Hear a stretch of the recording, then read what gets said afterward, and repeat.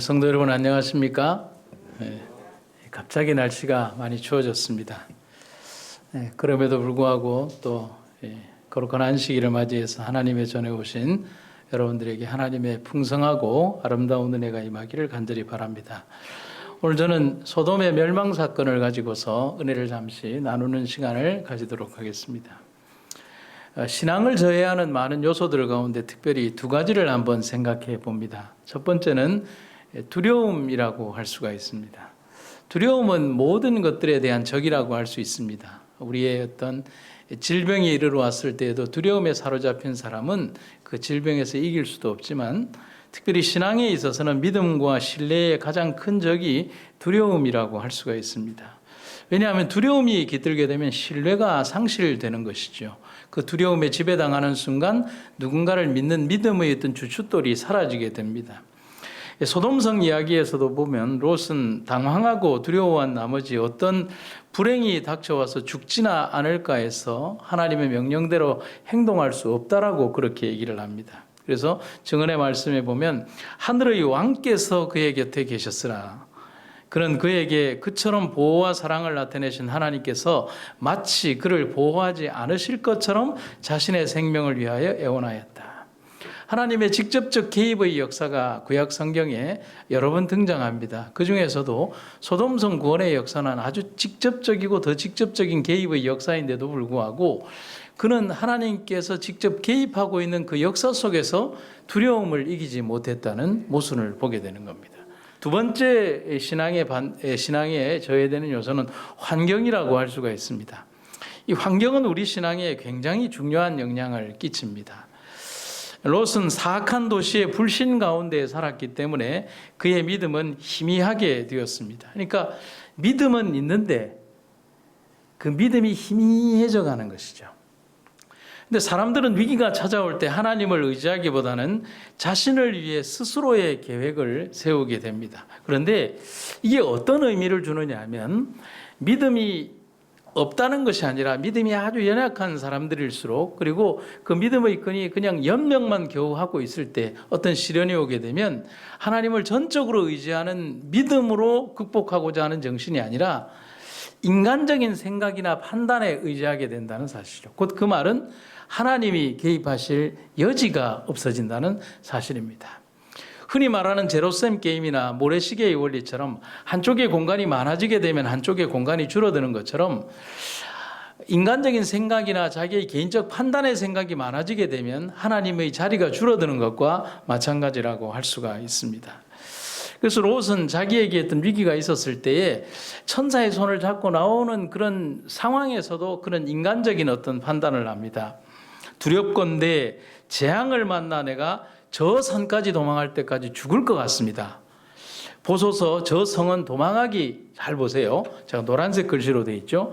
저 성은 도망하기 뭐하고요?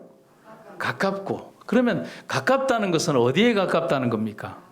소돔성에 가깝다는 것이죠. 네. 여러분 지리적으로나 영향적으로 가깝다는 것은 서로가 다른 도시가 아니라는 사실을 말할 수가 있습니다.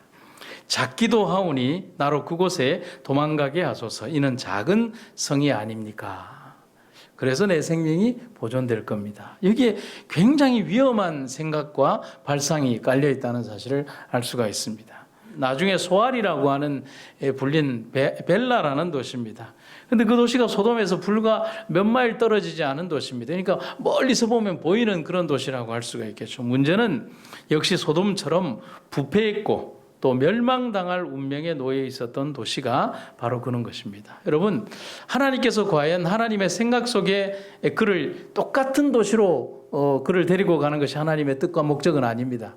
그런데 인간적인 생각과 판단은 뭐냐면 인간이 생각할 수 있는 대안은 거기까지밖에 안 된다는 사실이죠. 그래서 우리가 어떤 삶의 판단이나 중요한 결정들을 할 때 인간의 생각이나 판단이 앞서게 되면 100% 실패를 합니다. 우리는 그걸 분명히 기억을 해야 합니다. 삶의 어떤 중요한 결정들, 인위적인 생각과 판단으로 무언가를 내가 만들고 난 다음에 하나님의 역사가 거기에 부합해 주시겠지라는 생각을 가지는 순간 우리의 생각은 오염되기 시작하는 것입니다. 하나님께 맡긴다는 것은 전적인 내어 맡김이고 나의 주도권을 주님께 드린다는 사실을 말하는 것입니다. 천사는 떠나는 그들에게 한 가지 조건을 내겁니다. 지체하지 마라. 그리고 뒤를 돌아보지 말라는 것이 천사의 명령이었습니다. 아주 급히 떠나라. 그리고 불타는 이 도성을 향하여 돌아보지 말라는 것입니다. 롯이 가족들을 독려해서 정말 이 천사의 말을 듣고 급히 가라는 천사의 명령에 대하여 부지런하게 명령대로 움직였다면 단 한 사람의 낙오자 없이 구원을 받았을 것입니다. 그런데 제가 오늘 부조와 선지자를 읽으면서 충격받은 구절이 하나가 있습니다. 이겁니다. 여기에서 말하는 그는 롯을 말하겠죠. 그의 머뭇거림과 지체가, 그 여자는 누구를 얘기하죠? 롯의 아내를 얘기합니다. 그 여자로 하나님의 경고를 경시 혹은 무시하게 하였다. 여러분, 여기에서 소금 기둥이 되었던 롯의 아내의 이 잘못된 선택의 원인 제공자는 누굽니까? 그의 남편이었습니다.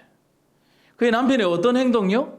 미적지근하고 뭔가 깨름직하지 않으며 하나님의 명령에 대하여 신속히 반응하지 않는 그의 모습 속에서 그의 아내 역시도 그의 믿음을 100% 신뢰하지 못했다는 사실입니다.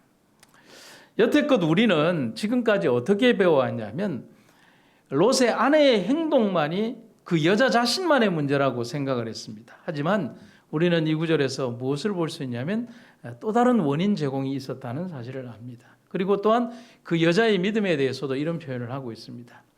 그 여자의 몸은 들에 나와 있으면서도 마음은 소돔에 달라붙어 있었으므로 그것과 함께 멸망하였다. 여러분, 이 문장을 우리가 잘 한번 볼 필요가 있습니다. 몸은 어디에 있으면서도요? 구원의 장소인 들에 나와 있으면서도 마음은 어디에 딱 붙어 있다고요? 소돔성에 딱 달라붙어 있었다.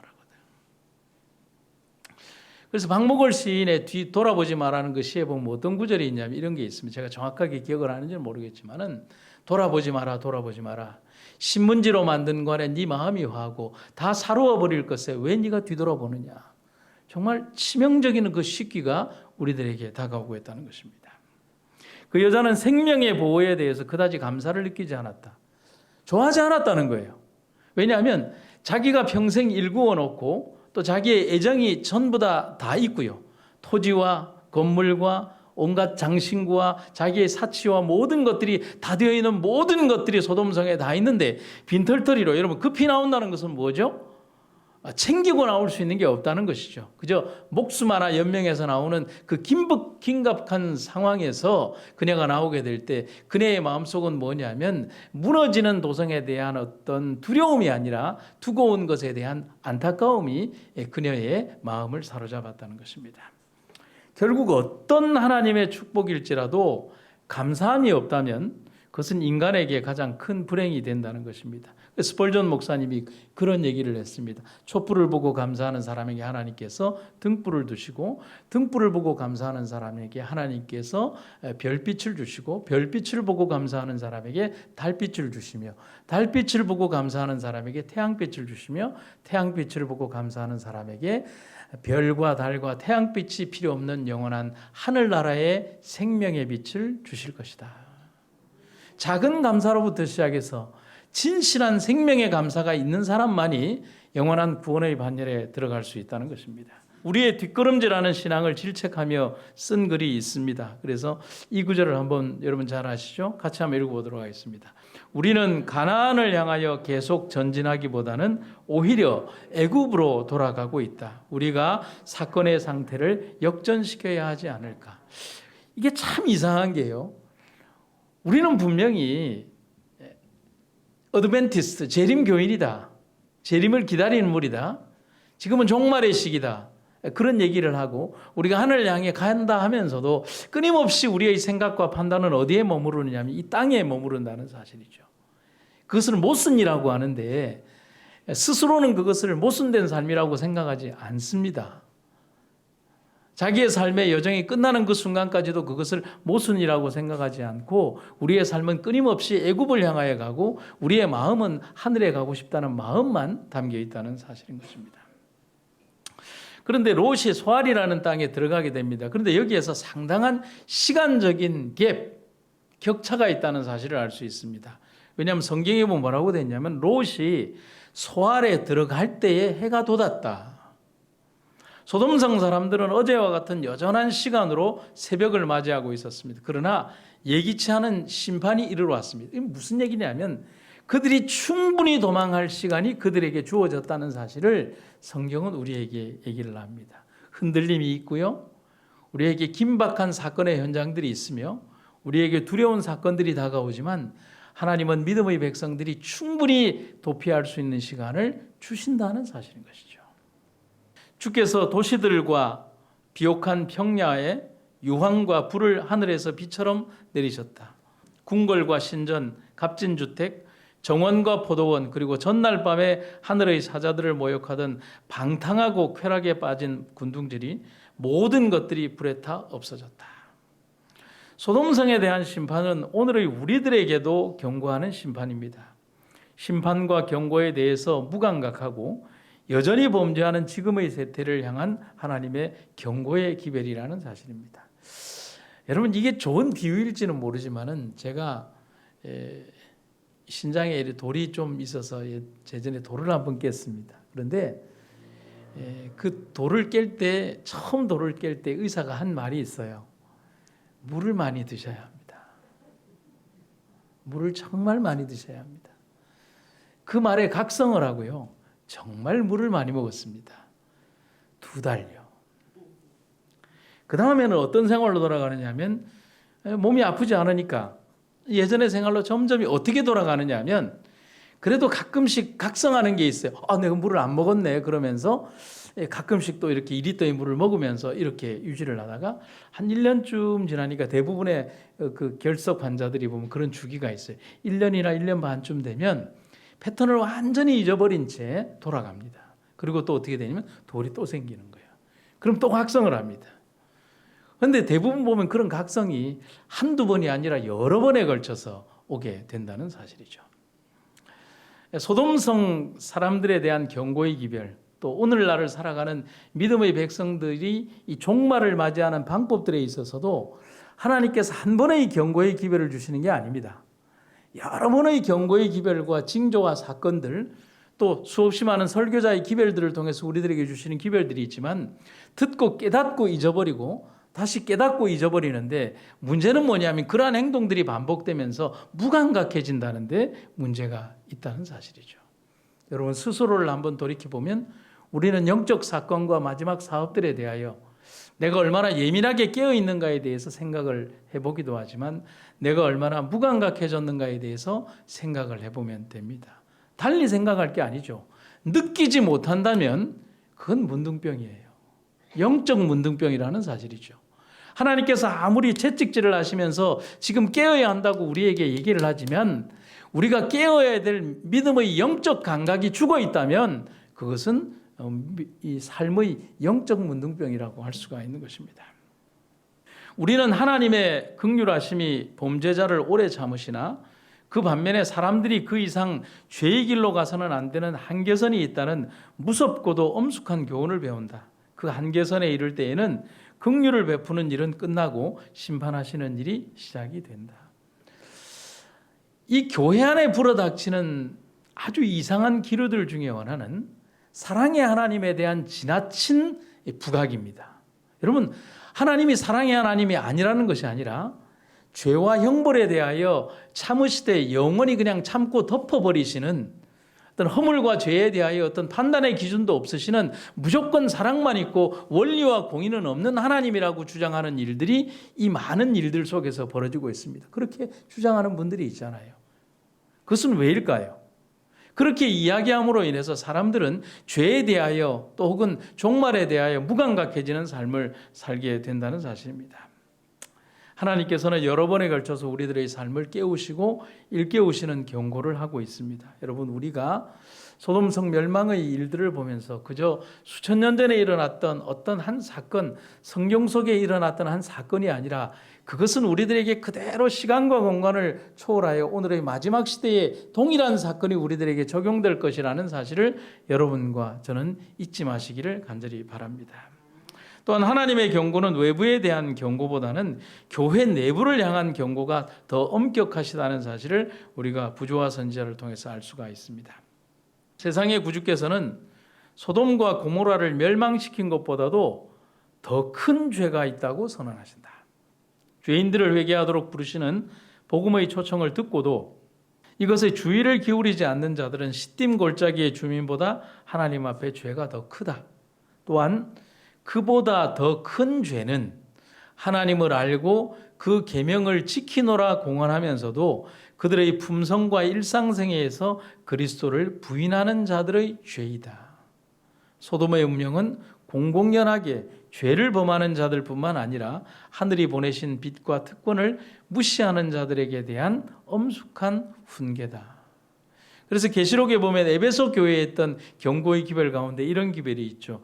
너를 책망할 것이 있는데 너는 처음 사랑을 버렸다. 그러므로 어디서 떨어진 것을 생각하고 회개하여 처음의 행위를 가지라.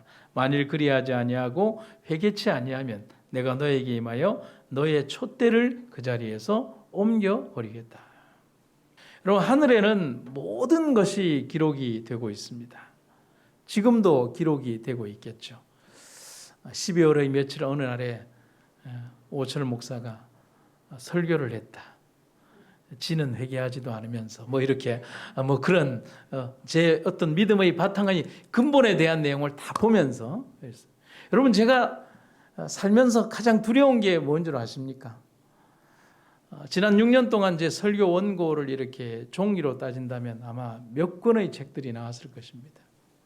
인터넷에는 우리 교회 그 유튜브 방송에 보면 부목사님들 것 앞에서 600개가 넘는 설교들이 올라가 있습니다.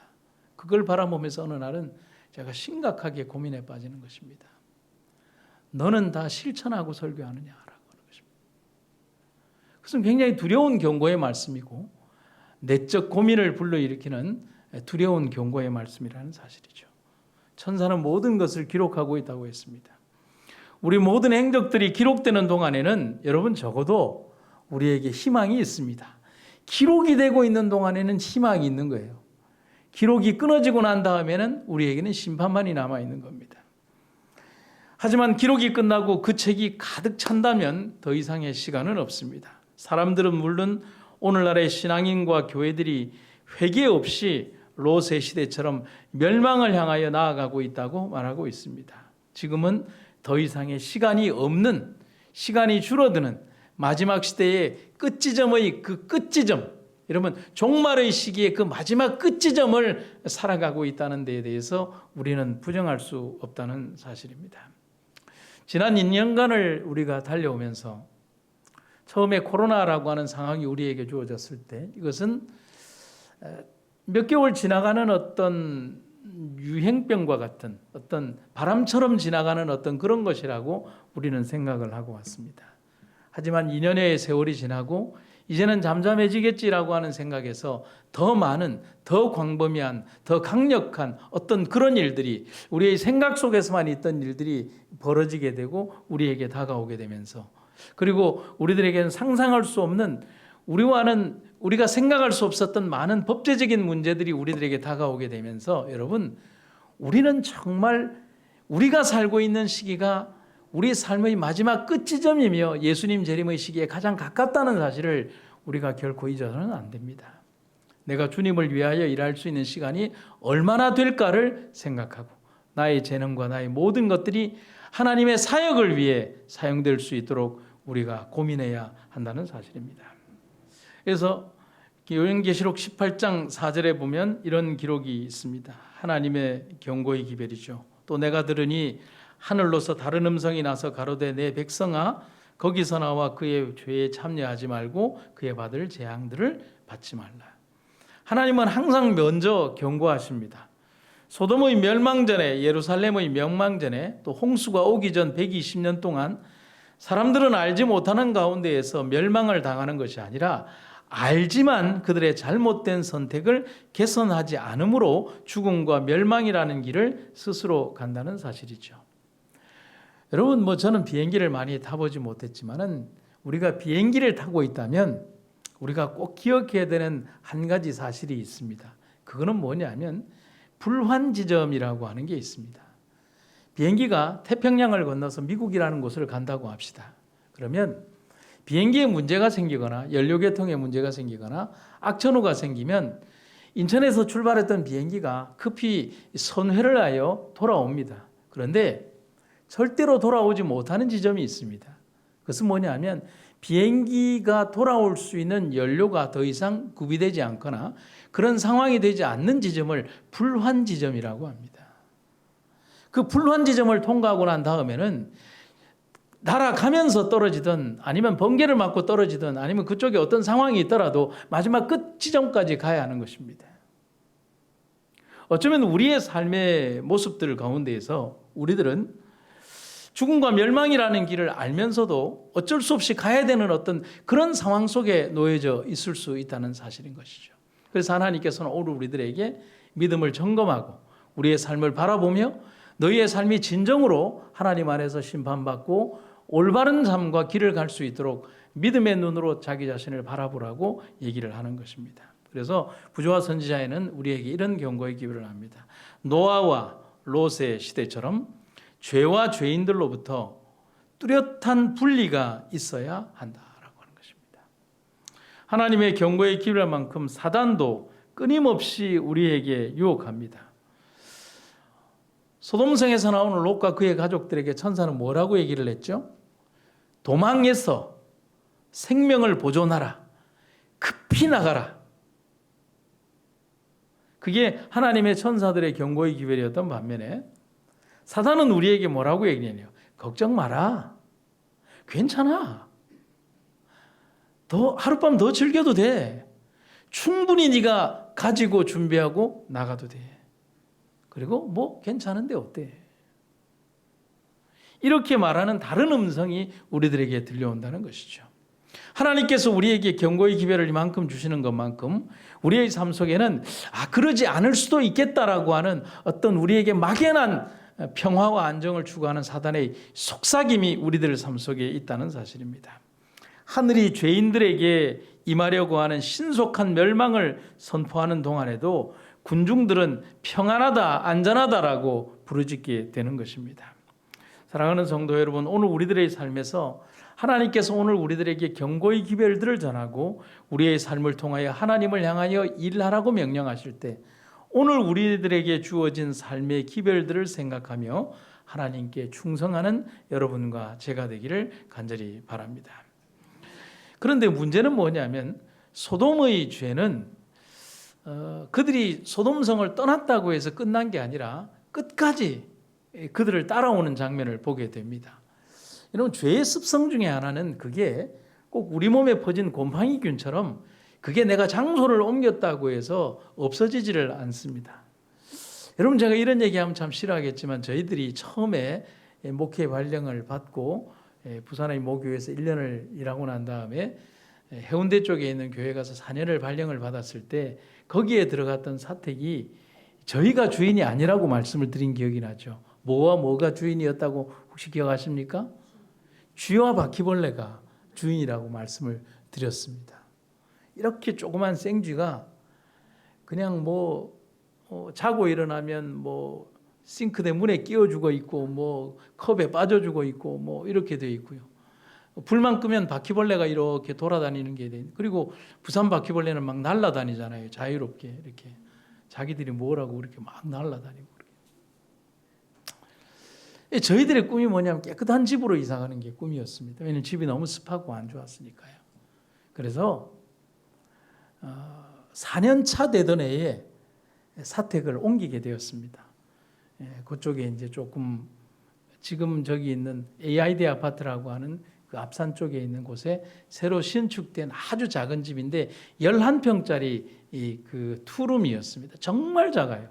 그러나 작은 것보다 행복한 것은 깨끗한 집이었기 때문에 그래 갔습니다. 바퀴벌레가 안 나올 줄 알았어요. 근데 우리 가구 곳곳에 아주 깊숙한 곳곳마다 저희들이 그렇게 청소를 했음에도 불구하고 냉장고의 그 문틈의 틈 사이 그 안에 작은 껌떡지 그런 데에서 바퀴벌레의 알들이 있었던 거예요. 결국은 거기에도 바퀴벌레 천국이 될 수밖에 없었죠. 여러분, 죄는 그렇게 무서워요. 내가 아무리 떨어버린다고 해서 떨어지는 어떤 큰 먼지와 같은 존재가 아니라 내가 상상할 수 없는 작은 것에서까지 그 죄는 곰팡이균처럼 그렇게 아주 악독하게 살아있다는 것입니다. 소돔의 죄가 롯을 따라왔습니다. 출애굽한 백성들의 죄가 애굽에 머물러 있는 것이 아니라 바로 출애굽한 백성들과 함께 광야에 같이 나왔어요. 그래서 여러분들 보시면 이스라엘 백성들이 광야에서 저질렀던 죄는 절대로 창의적인 죄는 하나도 없어요. 그들이 저질렀던 우상 숭배에 대한 모든 죄들은 그들이 430년 동안 애굽 땅에서 살면서 보고 배웠던 그 신을 광야에서 그대로 만들어낸 거예요. 기억하십시오. 절대로 창의적인 죄는 없습니다.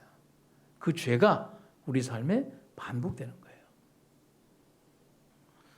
구절을 한번 보시죠. 소돔의 저주는 이곳까지 그를 따라왔다. 그의 딸들의 죄스러운 행위는 그 타락한 곳에서 악한 교제를 한 결과였다.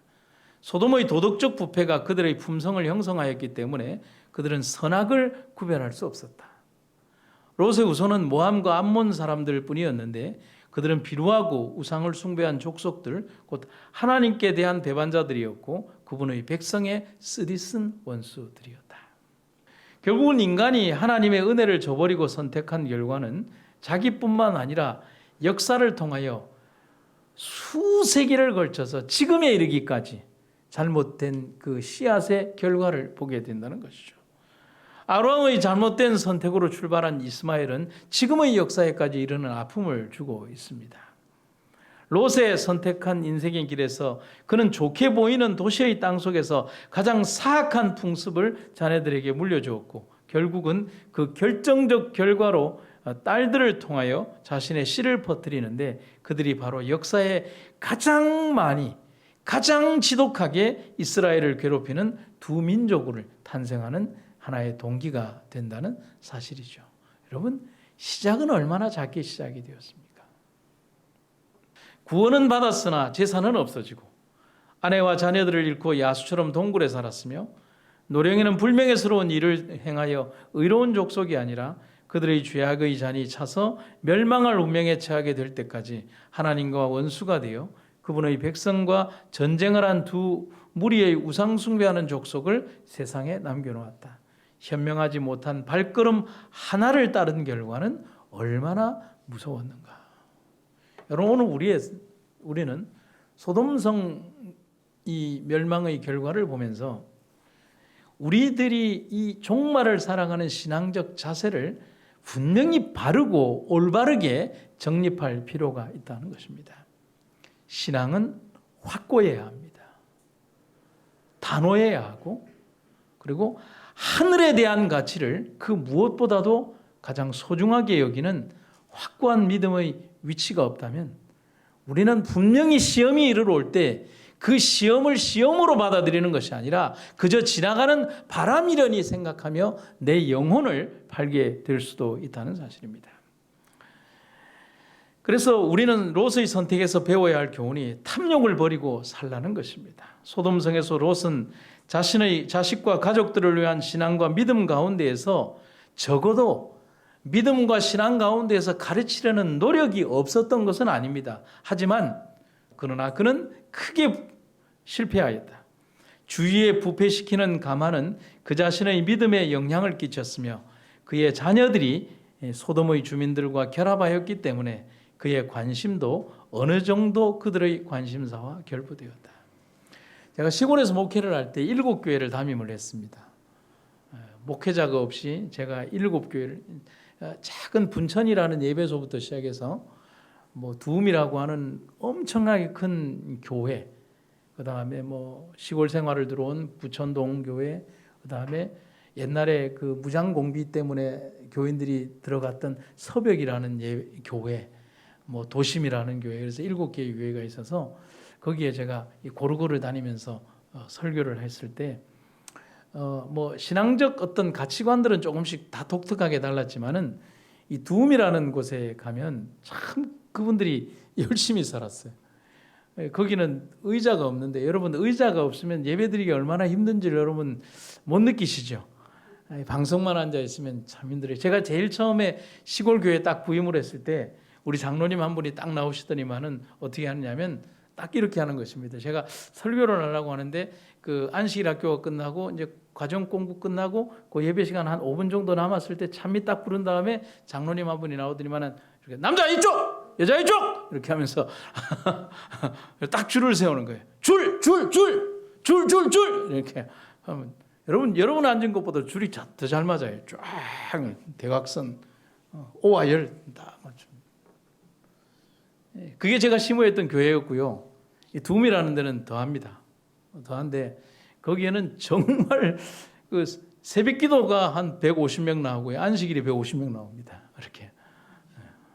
이 골 전체가 그 교인들인데 그래서 제가 한번 설교를 하러 들어갔더니만은 그 교회 장로님이 제게 뭐라고 그러냐면 자기가 시골 생활 들어온 15년 만에 지구장 목사님이 들어와서 설교한 건 처음이라고 얘기를 하더라고요. 그래서 제가 설교를 하는데 제가 깜짝 놀랐던 게 뭐냐면요. 여러분 6살짜리 애가요. 안식일 학교가 시작된 9시부터 거기는 9시부터 시작하거든요. 12시까지 3시간 동안 여기에 무릎 꿇고 가만히 앉아 있습니다.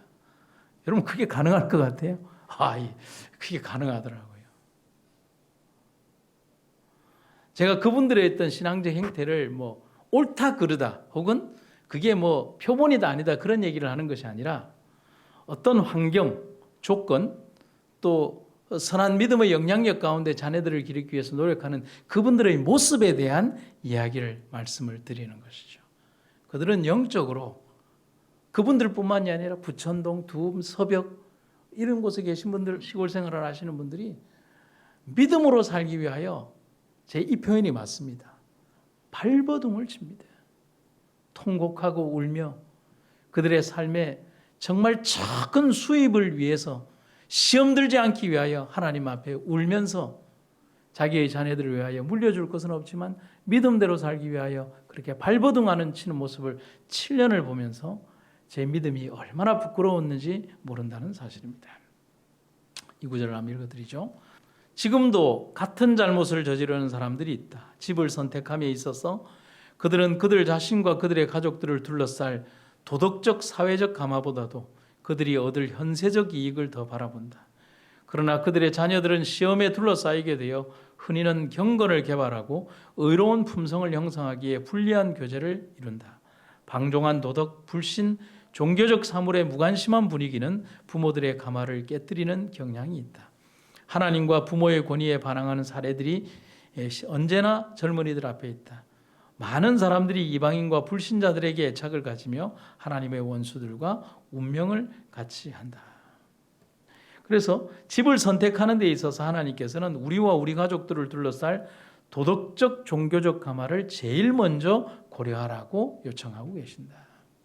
오늘 우리들이 믿음의 생애를 살아가며 여러분들의 믿음이 정말 어떤 환경 속에 노출되어 있는가를 여러분 생각하셔야 합니다.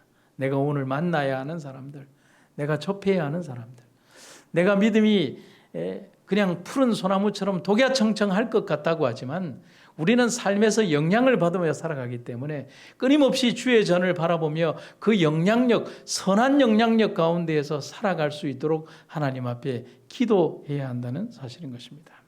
사랑하는 성도 여러분, 오늘 우리는 종말의 시기에 살고 있음을 여러분과 제가 기억하시기를 간절히 바랍니다. 더 나은 본향, 하나님께서 우리에게 주신 영원한 더 나은 본향을 바라보면서 이 세상에서는 외국인과 나그네처럼 살아야 했던 아브라함과 그 믿음의 조상들처럼 우리들 역시도 하나님 안에서 선한 믿음의 영향력으로 살아가시기를 간절히 바랍니다. 여러분, 사람이 만든 것은 다 쓰러지고 없어집니다. 존재치 않는다는 것이죠. 하지만 하나님께서 우리에게 주실 영원한 하늘은 우리에게 시간과 공간의 개념이 없이 영원한 것을 우리들에게 주신다라고 말씀을 하고 계십니다. 두 성경절, 한 세 성경절만 읽고 마치도록 하겠습니다.